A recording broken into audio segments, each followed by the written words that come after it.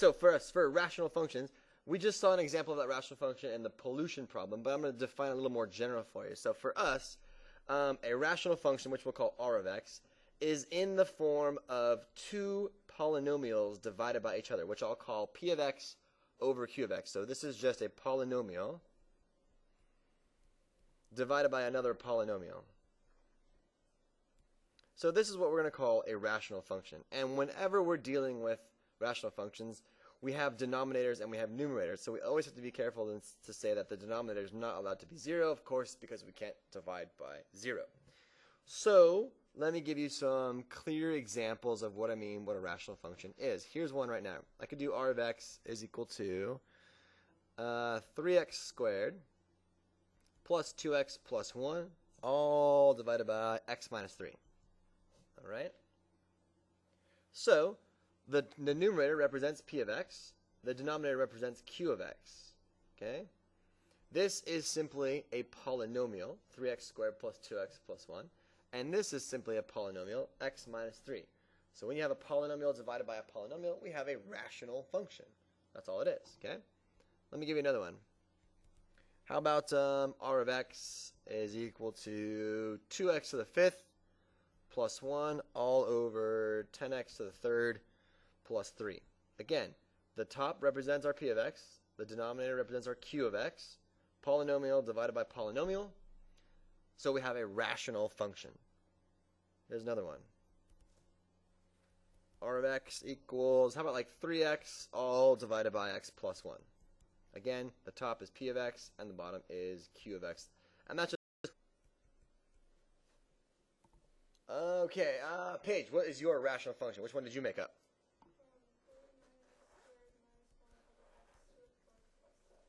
49x squared minus 1 over x to the 4th plus 7. Yep, you have created a rational function because you have the quotient of two polynomials. What do you guys think so far? Is this pretty straightforward? Okay, good. So the first thing that we talk about when we talk about rational functions is the domain of rational functions.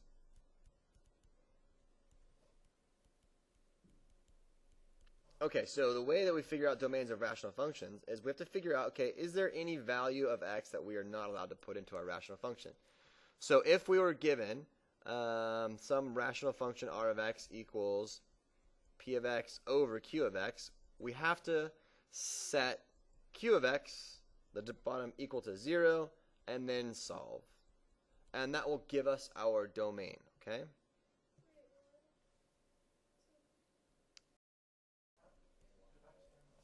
Okay, so let's do some examples here, and we're going to find the domains of a rational function. So if I give you the rational function equals 4 over x squared, all right? This represents p of x, the 4, it's our numerator. This represents q of x, it's the denominator here.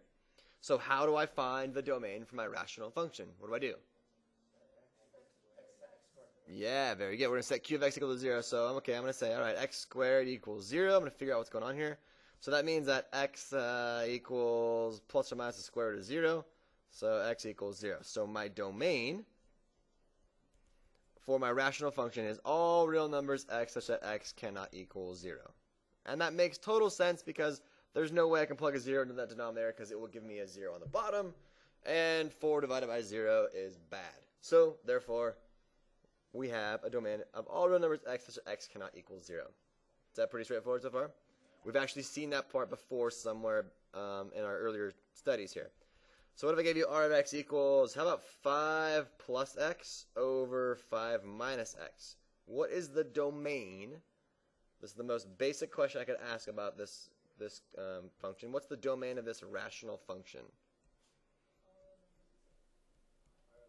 Yep, it'd be all real numbers x such that x does not equal 5. Very good, because after all, this is our p of x, this is our q of x, so we're going to set q of x equal to 0. So 5 minus x equals 0. We're going to solve, so 5 equals x. So that tells me my domain is everything except for positive 5.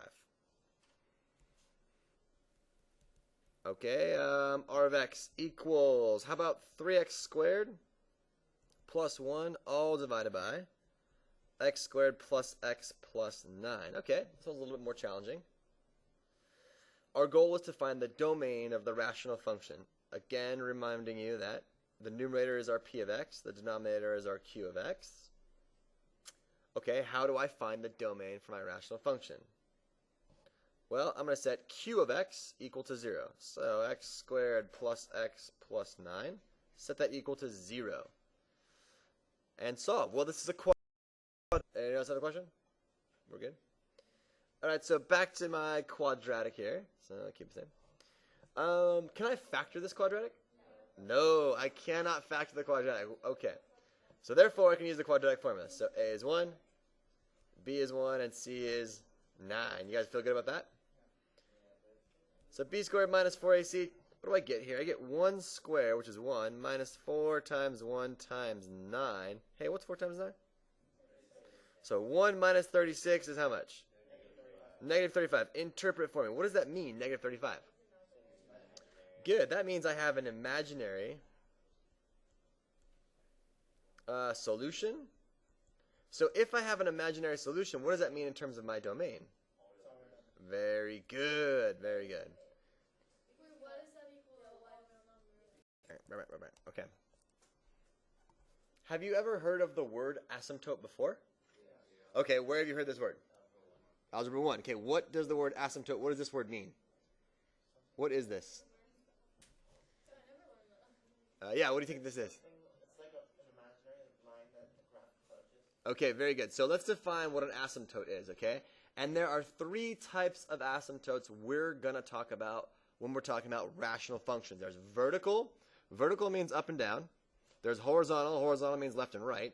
And then there is oblique, or slanted ones. We'll talk about that on Monday or Tuesday. For us, today we're just going to talk about vertical and horizontal. But an asymptote is, let's define this, is a line that r of x, which is your function, behaves like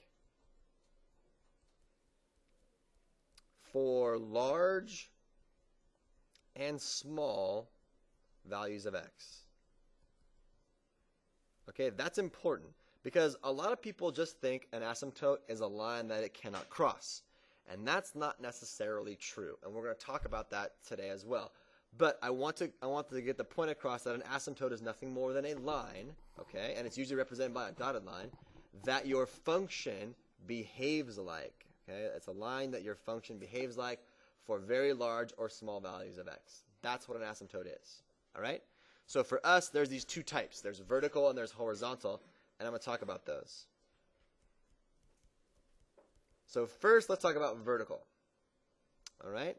Turns out that a vertical asymptote is the exact same thing as your domain. All right?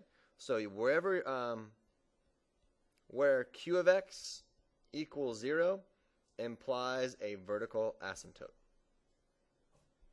Okay, so that means that it is the same as your domain. And it is going to be that way for all of them. Okay? So wherever q of x equals 0, that implies that whatever that value is going to be a vertical asymptote. And vertical asymptotes are in the form of x equals something, some a value. So it'll look like that. So x equals whatever will be your vertical asymptote. We'll talk about that for an example. Then there are horizontal. Okay, and there are 2 ways to find horizontal asymptotes, and it depends on what you've been given. So the first way is going to be this. Okay, it's going to say if r of x is a proper rational function, and I'm going to tell you exactly what that is. Okay, so if that, then you're guaranteed the line y equals 0 is the horizontal asymptote. And I use HA for horizontal asymptote. So here's one scenario. Okay, now let me define for you what the heck proper means. Okay, so if r of x is proper rational function, then y equals 0 is the horizontal asymptote. So what does proper mean? So let me give you an example of what a proper rational function is. This one right here. We'll do x plus 2, all divided by x squared plus 3x plus 1. I'm going to show you all those things. Okay? I know what you're thinking exactly. So proper means this. The degree of p of x, which is the one on top, this is your p of x, and this is your q of x. When the degree of p of x is less than the degree of q of x, that's how we define a proper rational function. So here are a few more examples. R of x equals 3 over x. That's a proper rational function because what's the degree of the numerator there in this case? 0. Very good. What's the degree in the denominator? 1. 0 is less than 1, so we're good to go. Here's another example. Proper rational function. You got it. How about 10x to the 5th plus 12x over 13x to the 6th plus 9x. Another proper rational function because the degree on the numerator is 5, the degree of the denominator is 6, 5 is less than 6, so I am guaranteed that each of these will have a horizontal asymptote at the line y equals 0. So then we're going to get into what Ava's already picked up on. She's like, well, what happens if they are not the same? Okay, so that leads me to the second case. Okay, so if the degree of p of x is actually equal to the degree of q of x, then y equals leading coefficient of p of x divided by leading coefficient of q of x is your horizontal asymptote. What the heck does that mean, right? It's actually a lot easier once you see it in action. So I'll give you a hint here, or an example. Let's say r of x is equal to 5x squared plus 1, all divided by 10x squared plus 3. Okay, let's take a look at this. What's the degree of the numerator? 2. What's the degree of the denominator? Are those numbers the same? Yes, they are. So that means that I'm going to find the leading coefficient of the numerator, which is 5, and divide it by the leading coefficient of the denominator, which is 10, and that is my horizontal asymptote. Y equals 5 over 10, or y equals 1/2 is the horizontal asymptote.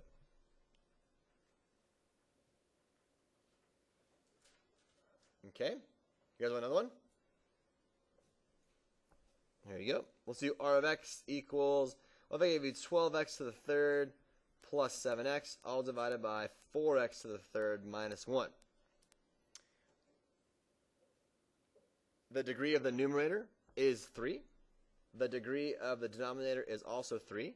Therefore, the horizontal asymptote will be the line y equals 12 divided by 4, or in this case, y equals 3 is a horizontal asymptote. Do you usually have like y equals 0, that's like Okay, let's do this one. Let's do an analysis of this rational function. R of x equals 4 over x squared plus 1. So the first thing that we do when we ever do any analysis on a rational function is the first step is to get the domain.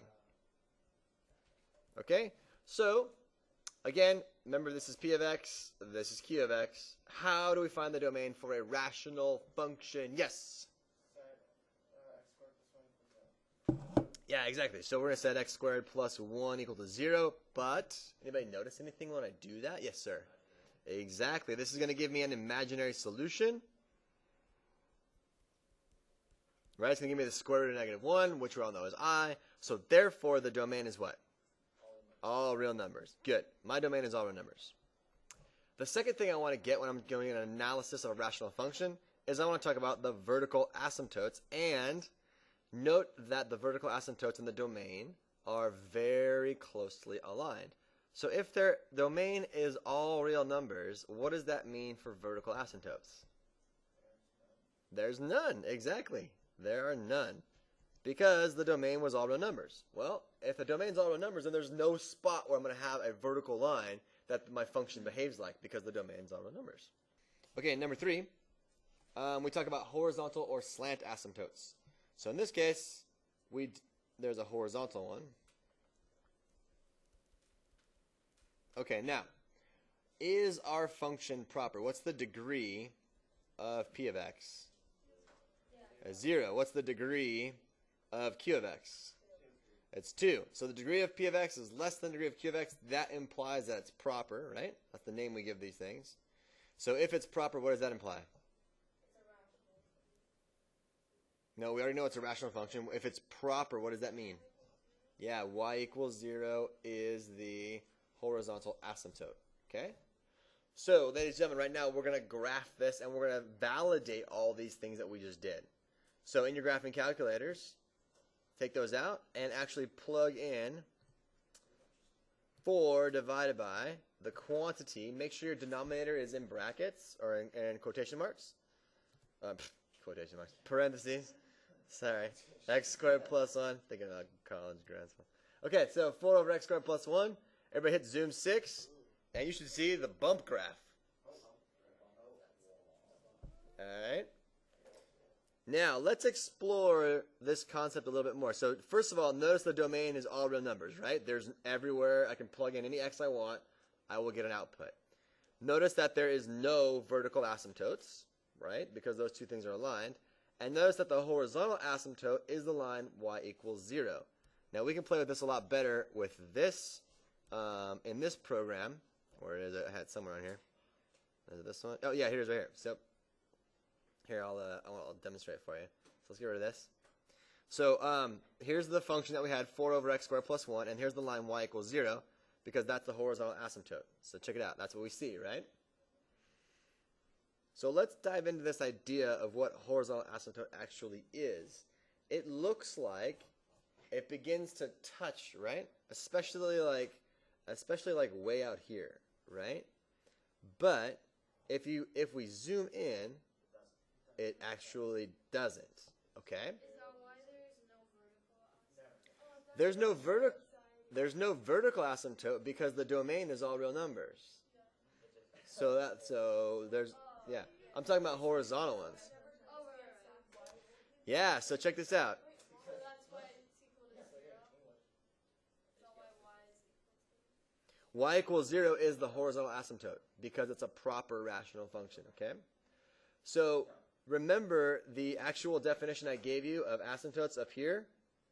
Right here, it's a line that your function behaves like for very large and small values of x. So if we look at this, if I go all the way out to, how about like 50? If I go out to 50, check it out. It looks like the red graph is the blue graph. But check this out. But it's not. Okay, and when yeah, let's go this way. Okay, so watch this. I can zoom in on this thing, and as I zoom in super close, do you see what's going on? Space is beginning to grow there, right? So no matter how far out I go, look, I'm at 0.005, there is still space between there. But the function, which is the red line, is beginning to behave like the blue line for big values of x. Notice that right around 0, the function and the blue line, the asymptote, are nowhere near each other. It only works for big values and small values of x. So the further out you go, like if we go to, I don't know, 1,000, right?